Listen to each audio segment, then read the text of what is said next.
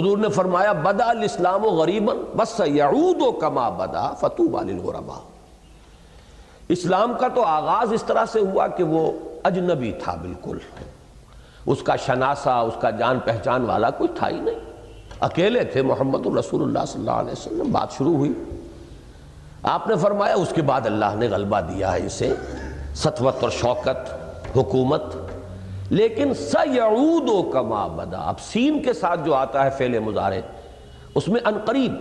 زیادہ دیر نہیں لگے گی، انقریب سیعود، انقریب وہ پھر لوٹ جائے گا اسی پہلی حالت میں، کما بدا، جیسے کہ اس کا آغاز ہوا تھا۔ فطوبی للغرباء، تو اب تہنیت ہے، مبارکباد ہے ان لوگوں کے لیے جو اسلام کے ساتھ اپنے آپ کو وابستہ رکھیں۔